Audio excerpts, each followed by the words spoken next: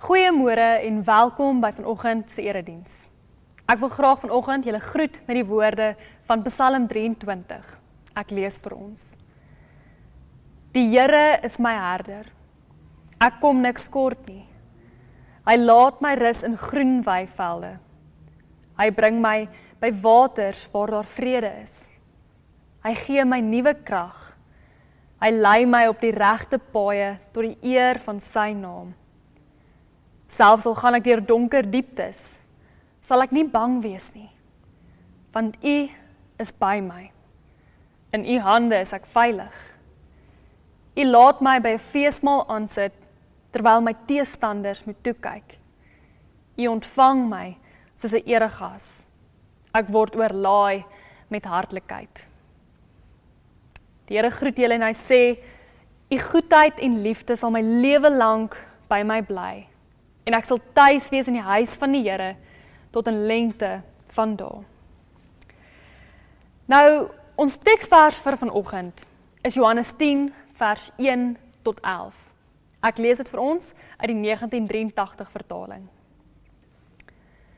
Dit verseker ek julle, wie nie deur die hek in die skaapkraal ingaan nie, maar van 'n ander kant af inklim, is 'n dief en 'n rower. Maar hy wat deur die hek ingaan, is die skape se herder. Vir hom maak die hekwagter oop. Die skape luister na die herder se stem. Hy roep sy skape op hulle name en lei hulle uit.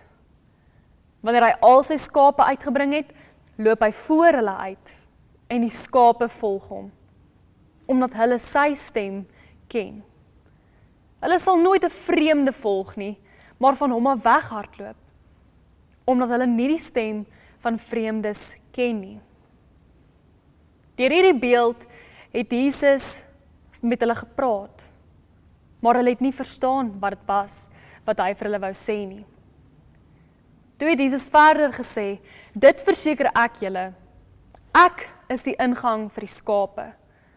Almal wat voor my gekom het, is diewe en rowers.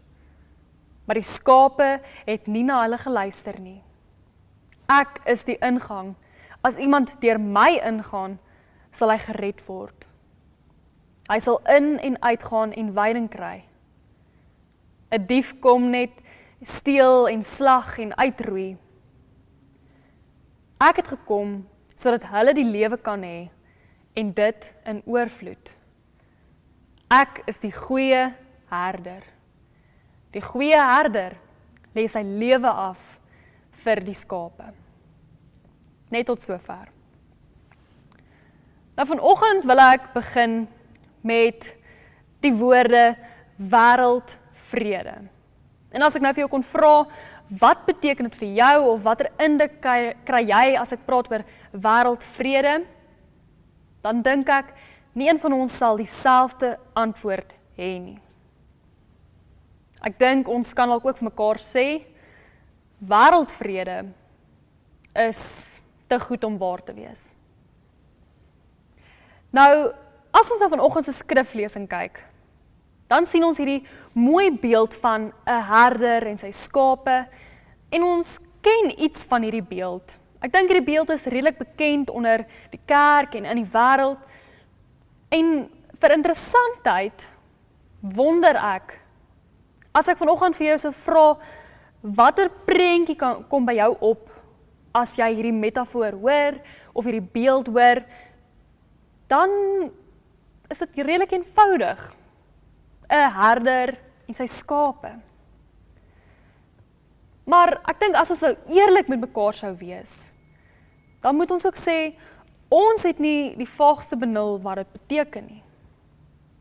Ek dink ook, as ons sou sê, ja, die herder en sy skape, die Here is my herder, dan sou baie van ons dalk sê, as ons kyk na dit wat om ons aangaan en wat in die wêreld aangaan, hierdie is te goed om waar te wees. Hierdie beeld of hierdie metafoor is idillies. Dis dalk 'n utopia. Dis te goed om waar te wees. Want vir die meeste van ons kyk ons na die wêreld wat vandag vir ons realiteit is. En ons sien Gaza, en ons sien Libanon, en ons sien droogtes, en ons sien vloede, en ons sien 'n klomp goed wat aangaan in hierdie wêreld. En dan kom ons na hierdie beeld in die Bybel, die Here is my herder. Dan moet ons mekaar vra, wat probeer Jesus hier sê in Johannes 10? Maar voor ons dit doen, wil ek kyk wat met Jesus gebeur. Hoekom is hy hier waar hy nou is? Sien, net voor hierdie het Jesus 'n blinde man gesond gemaak. Hy het weer vir hom sy sig teruggegee. En Jesus spreek die mense dan toe en hy sê vir die fariseërs, julle is geestelik blind. En hy oordeel hierdie mense eintlik maar omdat hulle hierdie blinde man wat gesond geword het, sy sig teruggekry het, nog steeds verban uit die tempel. En Jesus is besig met hierdie oordeel en hy bevind homself in 'n publieke debat. So, kom ek gee net eers konteks. 'n Publieke debat was 'n algemene ding. Almal het daaraan deelgeneem, die fariseërs, die skrifgeleerdes, die rabbies, hulle het gewoonlik mekaar uitgedaag in die publiek om te sê, wat sê jy, wat sê ek, en so het hulle aangegaan. En aan die een kant is dit hierdie elites, die fariseërs, skrifgeleerdes, Joodse leiers wat deelneem en luister na die debatte. Maar daar is ook 'n ander kant. Mense wat saamgedrom het om te kom luister. Ek noem hierdie die desperates. Die mense wat arm was, siek was, uitgestoot was uit die gemeenskap, wat nader gekom het na die publieke debatte vir 'n stukkie hoop. Nou ek wil net 'n kantnota maak. Onthou, in Jesus se tyd was hierdie die realiteit vir die meeste mense. Die elite was so 'n klein groepie, maar die armes, die uitgestootes, die siekes, was die groot meerderheid. Hierdie mense moes van dag tot dag probeer oorleef. Nou as ons kyk na hier waar Jesus homself bevind, wil ek praat oor die konteks van baie stemme. So voor ons kyk na wat Jesus sê, wil ek sê wat sê die res. Kom ons kyk na die tempel. Nou julle kan julleself net indink, as hierdie tipe publieke debatte algemeen was daar verskriklik baie stemme van invloed. En van die stemme was onder andere die tempel. Sien, die tempel was die mense wat die verteenwoordigers van God was. En wanneer hulle in die publiek praat, hierdie skrifgeleerders en priesters en Joodse leiers, dan het hulle namens God gepraat. So die mense het gekom om te hoor wat sê hierdie mense, sê God. Maar kom ons kyk wat doen die mense van die tempel, hierdie Joodse leiers. Net voor hoofstuk 10, het ek nou vir julle gesê, verban hulle 'n man wat blind was, wat genees geword het, van die tempel nog steeds. Ons kan eintlik maar vir mekaar sê, die mense wat eintlik God hier op aarde moes teenwoordig, faal in hulle werk. Maar dan is daar nog 'n stem. En dis die stem wat sê, Pax Romana. En dis die Romeinse ryk. Die Romeinse ryk het hierdie woorde, Pax Romana, vrede van Rome, gebruik as hulle motto. En hulle het dit verkondig wyd en suid vir die mense, sodat die mense kan weet, vrede van Rome. Jy moet of deel wees van ons sal vir julle vrede en sekuriteit gee, of jy besluit om teen ons te wees en die teenoorgestelde gaan waar wees. Nou die Romeinse ryk was goed met baie dinge, maar nog meer met propaganda. Want dis wat dit is. In die tyd van Jesus het hulle veral hierdie woorde, Pax Romana, vrede en sekuriteit, baie sterk uitgedruk. Want hulle wou hulle eie koninkryk uitbrei. En as die deel vorm van die Romeinse ryk, dan is jy onder hulle. Ons bied vir jou vrede en sekuriteit. Maar wat ek in kort wil sê, is hierdie is 'n te goed om waar te wees storie. Want wat reflekteer die realiteit? Ons weet uit die geskiedenis en selfs die Bybel, die Romeine was korrup en gewelddadig. Hulle het die mense in die ryk belas met amper 80%.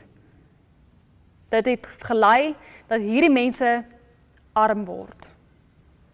Die mense kon gewoonlik nie hierdie belasting betaal nie. So wat dikwels sou gebeur, is hierdie belasting word oorgeswaai in skuld. So die scenario sou wees, as jy 'n plaasboer was, en jy kon nie jou belasting betaal nie. So die Romeinse Ryk sê, oké, goed, maar dan vat ons jou plaas van jou af weg, maar jy moet nog steeds daar werk om jou skuld terug te betaal. Julle hoor die probleem. Die rykes word ryker en die armes net armer. Dit was die Pax Romana, die vrede van Rome wat almal geken het. So julle hoor, daar is baie stemme wat gepraat en beloof het. Baie van hulle het net vir die mense vertel wat hulle wou hoor. Maar die punt is, hierdie stemme het daagliks gepraat en baie geraas gemaak. Kan julle nou net dink hoe verwarrend dit moet wees? Veral vir die mense wat smag na hoop. En ek wil tong in die kies dan nou sê, is hierdie nie waar vandag ook nie. Maar nou in hoofstuk 10 van Johannes, hoor ons nog 'n stem. 'n Stem wat anders klink. 'n Stem wat sê, ek is die goeie herder. Sien, Jesus kom vertel nie hier 'n te goed om waar te wees storie nie. Wanneer hy verwys na 'n herder, het hy nie die prentjies van die begin in sy gedagte nie. Dis 'n utopia, 'n droomwêreld nie. Nee, hy het die werklike prentjie van 'n herder in sy tyd in gedagte. Een wat die harde, moeilike terrein sien en stap. Wat saam met sy skape honger en dors is. Wat saam met sy skape veg tot dag vir oorlewing. Een en waar sy skape gaan, gaan hy. En waar hy gaan, gaan sy skape. En dit is Jesus se boodskap in hoofstuk 10. Hy kom en hy oordeel die valse herders, hierdie ander stemme. En hy waarsku die mense, moenie na hierdie stemme luister nie. Hulle is nie hier om jou te help of te lei nie. As dinge moeilik raak, is dit hulle wat weghardloop. Maar ek sal nie. Ek is die goeie herder. En ons sien hy gaan net nog bietjie verder. Ek as goeie herder lê my lewe af vir my skape. En dis hoe ons weet, dis die werklikheid. Sien, Jesus maak nie net hierdie storie op nie. Hy haal die woorde van Jesegiel 34 aan, waar God 'n belofte maak, hy gaan sy volk bevry van valse herders, en hy self sal hulle kom lei. En deur hierdie woorde bevestig Jesus nie net dat hy God is nie, maar dat hy die God is wat intree vir sy skape. Hoe ongelooflik is dit nie? Dat die God wat ek en jy in glo, 'n God is wat nie net ver sit op 'n troon en heers nie, maar is 'n God wat in ons realiteit intree.